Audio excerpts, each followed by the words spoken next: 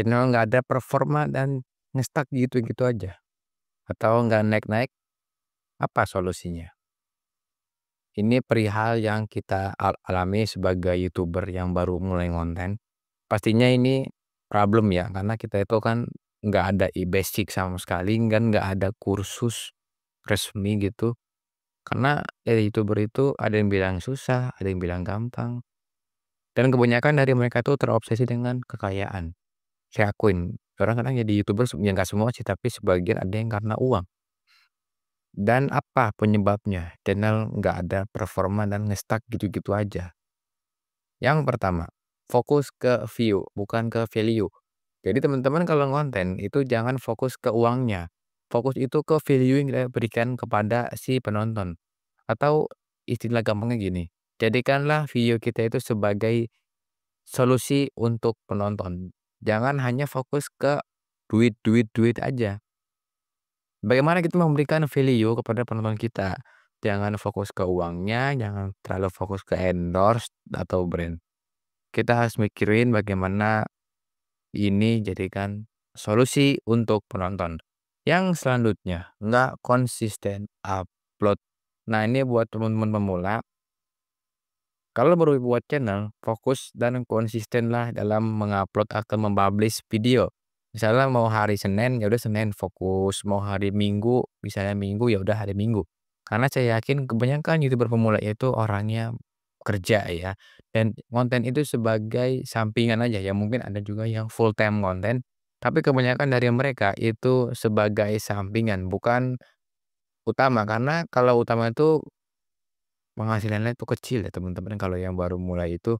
Oke, kalau yang udah besar, yang udah 1 juta, yang udah 2 juta, udah 10 juta subscriber, oke lah, worth it lah untuk dijadikan sebagai penghasilan utama. Tapi kalau yang baru dikit, pemula, saya akuin dan saya paham, kebanyakan dari mereka itu sampingan untuk penghasilan tambahan ya.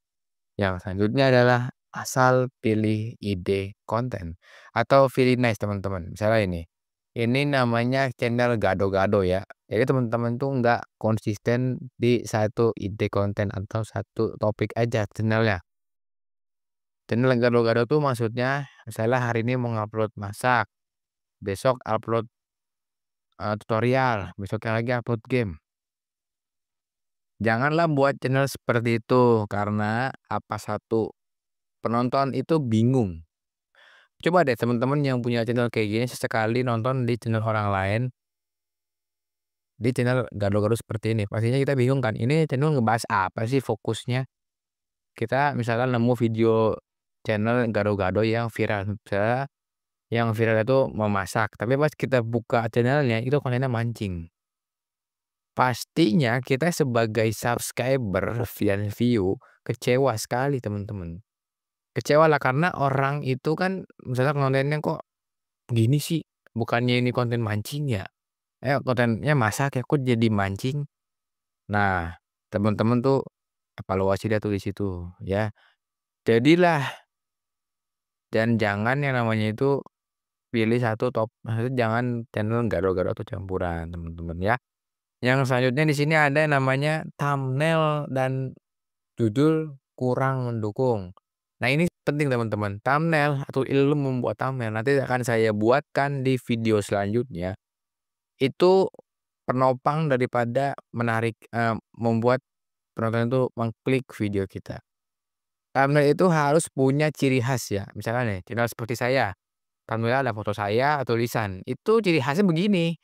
Jadi buatlah ciri khas daripada thumbnail teman-teman sendiri. Apakah saya bisa menentukan? Nggak bisa, itu kan tergantung teman-teman ya, selera Anda sendiri gitu. Anda menentukan thumbnail Anda sendiri, jangan saya yang menentukan thumbnail channel yang Anda buat, nggak bisa.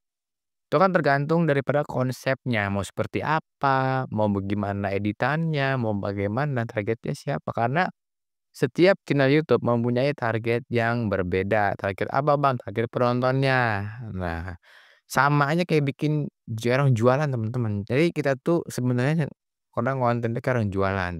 Tapi bedanya kita digital, nggak langsung. Dan kita tuh menjual value kita ya.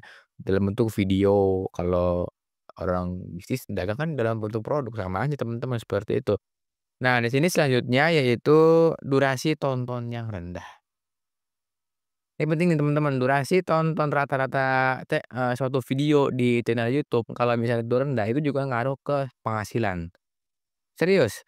Jadi kalau durasi tonton rata-ratanya rendah, penghasilan teman-teman rendah walaupun itu video panjang. Misalnya videonya 8 menit, tapi yang durasi tontonnya itu cuma sedikit, itu ngaruh loh teman-teman.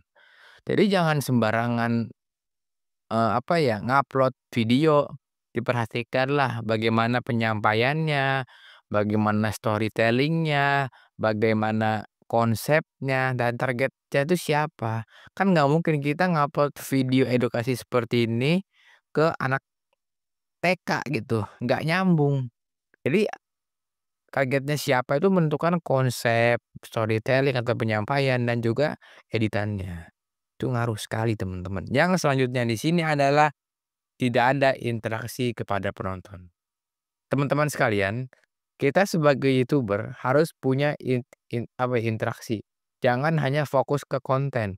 Sekalilah kita memberikan interaksi kepada penonton, memberikan Q&A atau pertanyaan ya. Misalnya nih, kita lagi bingung nih mau konten apa ya, jangan kita itu sistem itu otoriter. Wong gue yang punya channel YouTube, gue yang konten, atau gue yang bikin idenya. Apakah boleh? Nggak masalah, itu kan hak teman-teman semua.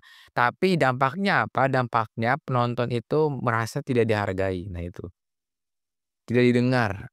Gue misalnya gini, teman-teman yang subscribe channel A. Nah si B ini sebagai subscriber-nya. Si B misalnya channel A itu ngebahas mancing misalnya. Si A tuh sebenarnya mancingnya di tengah laut pakai perahu, tapi si B ini si subscriber-nya pengen request mancing di sungai. Si B ini kesel nih, gue udah sering nge-post komentar tapi nggak diangkat-angkat, nggak pernah dibahas, dia bakal kabur. Jadi interaksi kepada subscriber itu penting dan jangan diabaikan, takutnya apa? Kabur. Seriusan.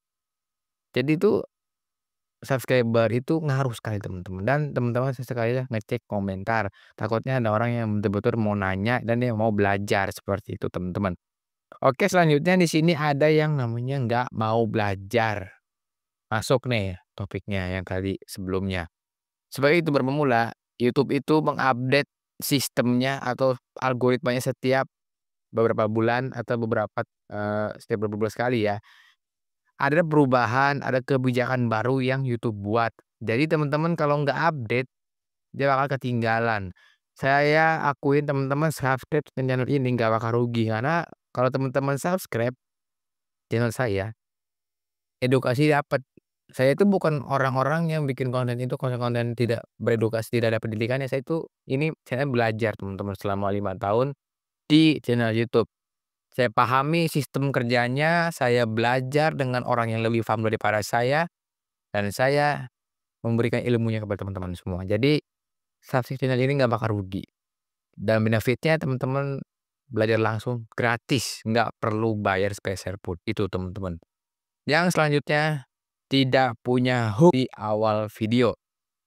Rata-rata pengguna sosmed, terutama TikTok dan Instagram, TikTok, dan YouTube, itu mereka itu nonton video itu cuman 5 sampai 10 detik, setelah itu di-skip. Apalagi user TikTok, saya akuin yang menonton TikTok di sini, kalau nonton video pastinya cuma 5 sampai 10 detik, kecuali dia menarik dan tertarik, itu pastinya lebih dari itu. Nah, kita sebagai YouTuber pemula harus bisa ngebangun seperti itu, ngebangun hook atau intro yang menarik perhatian penonton di awal 15 detik pertama. Nah, ini penting nih. Misalnya kita punya video panjang kan, video panjang itu kan dengan short beda.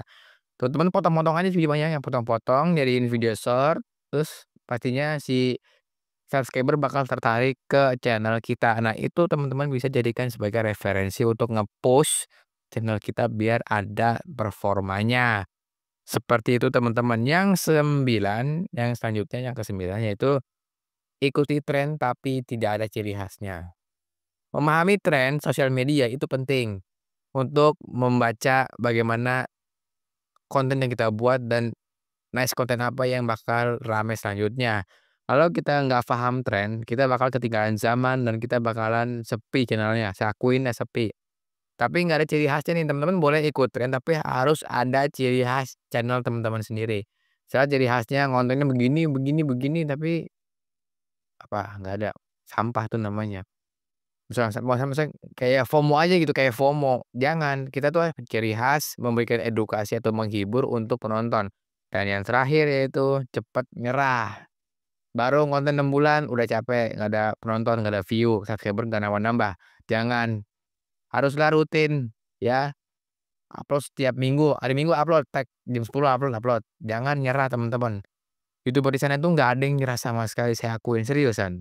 Nah, itu ilmu yang saya berikan, jangan lupa dipraktikkan dan diaplikasikan. Cukup sekian dan terima kasih.